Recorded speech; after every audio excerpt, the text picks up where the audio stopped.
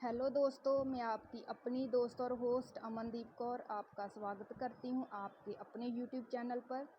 तो इस चैनल पे हमने पॉलिटी की सीरीज स्टार्ट की थी जिसमें हम पढ़ रहे हैं भारत का संवैधानिक विकास कैसे हुआ। तो पिछली क्लास में हमने देखा था कि 1773 का एक्ट आया, जिसकी पहले हमने पूरी स्टोरी देखी थी कि क्यों एक्ट लाने की ज़रूरत पड़ी। क्योंकि कंपनी जो थी वो उसके कर्मचारी काफ़ी भ्रष्ट हो चुके थे और कंपनी जो है वो घाटे में जा रही थी।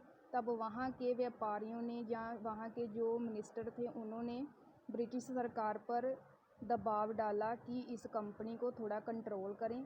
तो इसके कंट्रोल के लिए ही जो 1773 का एक्ट आया था। तो पूरा कंट्रोल अभी भी स्थापित नहीं हो पाया, इसलिए आज हम देखेंगे कि 1784 का एक्ट लाने का मेन मकसद क्या था।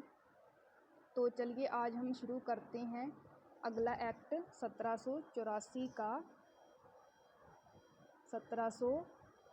का पिट्स इंडिया एक्ट। तो आज हम देखेंगे कि जो 1773 के एक्ट में कमियां रह गई थी कि पूरा कंट्रोल जो है वो स्थापित नहीं हो पाया, वो पिट्स इंडिया एक्ट के थ्रू उन्होंने कैसे स्थापित करने की कोशिश की। तो चलिए स्टार्ट करते फिर आज का सेशन, जिसमें हम पढ़ेंगे 1784 के पिट्स इंडिया एक्ट में क्या क्या प्रावधान थे और भारत संविधान के विकास में इसने कैसे योगदान दिया। तो सबसे पहले तो ये जानना ज़रूरी है कि जो ये 1784 का एक्ट है, ये पहला ऐसा संवैधानिक दस्तावेज है जिसका जो शीर्षक था वो उन्होंने दिया था कि भारत में ब्रिटिश अधिकाराधीन क्षेत्र। मतलब पहली बार जो है अंग्रेज हैं उन्होंने माना कि हम भारत पर शासन कर रहे हैं, जिसको कंट्रोल करने के लिए हमने ये एक्ट लाया हुआ है। क्योंकि पहले 1765 की जो है संधि हो चुकी थी, इलाहाबाद की संधि, बंगाल पे कब्जा कर लिया था, पर उन्होंने डायरेक्ट शासन नहीं किया था। अब 1784 का उन्होंने पहला ऐसा एक्ट लाया है जिसमें उन्होंने दिखाना शुरू कर दिया है कि हम भारत पे कंट्रोल करना स्टार्ट कर रहे हैं, उस पर हम कैसे शासन करेंगे। इसके प्रावधान जो है इस एक्ट में उन्होंने दिए हैं। तो पहला तो ये सबसे मेन पॉइंट हो गया कि पहला ऐसा वैधानिक दस्तावेज कौन सा था जिसमें उन्होंने ब्रिटिशों ने माना कि हम जो है भारत पे शासन करेंगे, कि भारत में ब्रिटिश शासनाधीन जो क्षेत्र हैं वो कौन कौन से हैं, उन पे हम कैसे रूल करेंगे। तो सबसे पहले तो ये हो गया।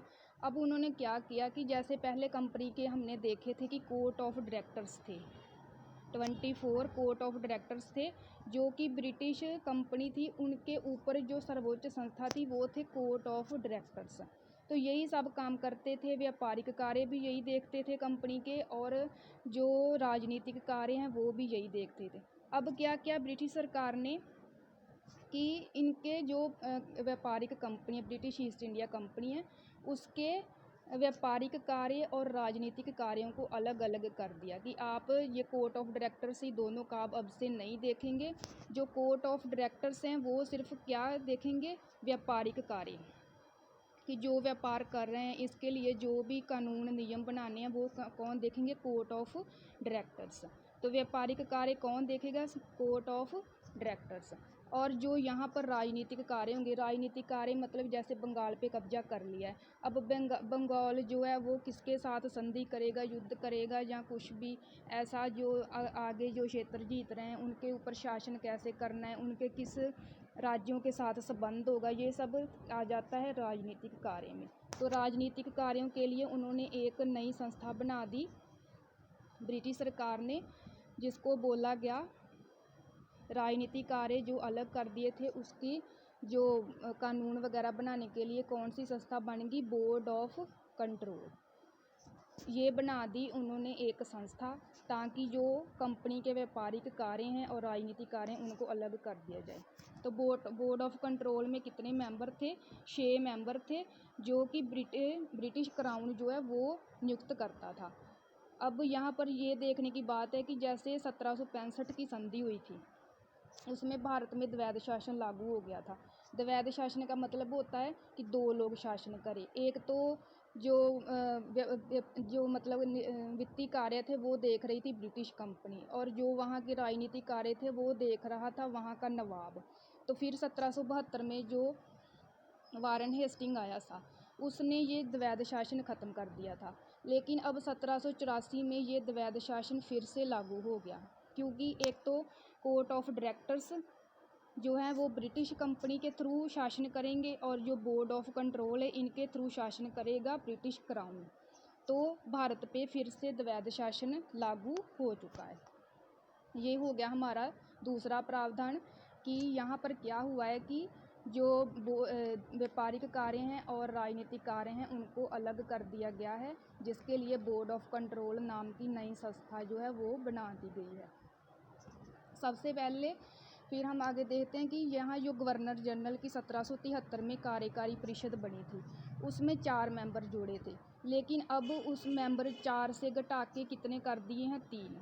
लेकिन अभी भी जो गवर्नर जनरल है उसको इनके बहुमत पे ही काम करना है, क्योंकि जो गवर्नर जनरल है उसको पूरी पावर्स नहीं दी गई है, क्योंकि उन्होंने बनाया ही इसीलिए है कि हम जो कंपनी के गवर्नर जनरल हैं उन पे कंट्रोल स्थापित कर सकें।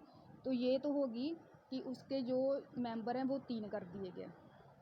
अब जो दूसरे राज्य थे, जो दूसरे क्षेत्र थे भारत में, बंगाल पर तो उनका नियंत्रण स्थापित हो गया था, जिसका गवर्नर जनरल मेन जो अधिकारी था, और बाकी एक था बम्बई उस समय जिस पे अंग्रेज़ों का शासन था, दूसरा था मद्रास। इसके जो पहले गवर्नर होते थे वो खुद ही कानून बनाते थे, लेकिन 1773 के बाद जो है सारी पावर्स जो है बंगाल के गवर्नर जनरल को दे दी।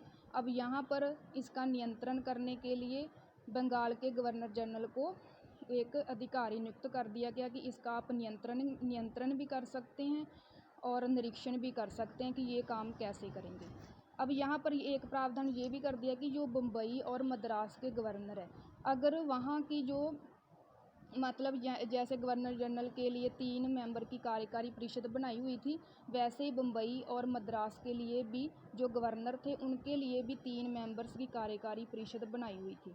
अगर वहाँ ये 1784 के एक्ट में ये प्रावधान कर दिया कि अगर ये गवर्नर और इनकी कार्यकारी परिषद बंगाल के गवर्नर जनरल के ख़िलाफ़ कोई फ़ैसला लेती है, कोई उसके ख़िलाफ़ जाके जैसे गवर्नर जनरल में कुछ लागू किया है, उन्होंने उसके कानून को काट के कोई और कानून लागू कर दिया है, तो वो क्या है, वहाँ की सरकार जो है वो भंग हो जाएगी।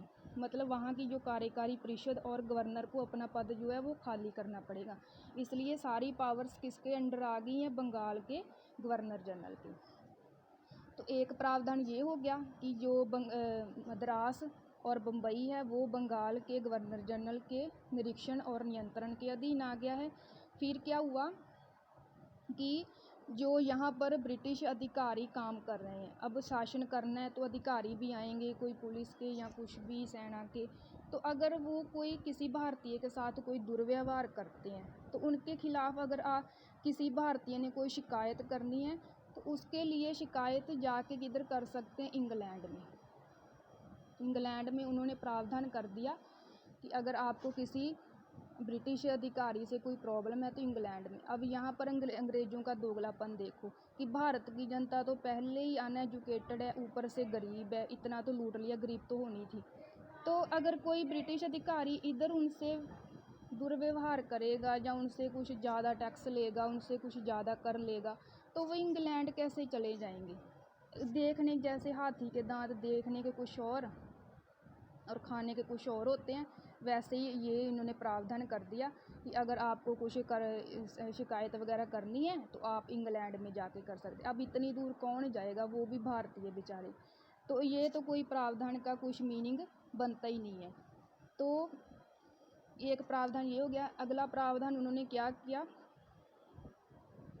कि गवर्नर जो हैं, अगर किसी भी क्षेत्र के या दूसरे, जैसे बंगाल हो गया, अब बंगाल पे तो उनका कब्जा ही था, जैसे पास में राज्य पड़ते हैं, अवध पड़ता है, पंजाब पड़ता है, या कुछ भी जितने भी भारत के क्षेत्र थे, अगर उनके साथ कोई युद्ध करना है, कोई संधि करनी है, कोई समझौता करना है, तो ये सारे काम पहले गवर्नर जनरल खुद कर लेता था, पर अब उस पे बिठा दिया है बोर्ड ऑफ कंट्रोल कि अगर ये सब काम आपने करने, क्योंकि ये सारे काम किस श्रेणी में आ जाते हैं, राजनीतिक कार्य की श्रेणी में।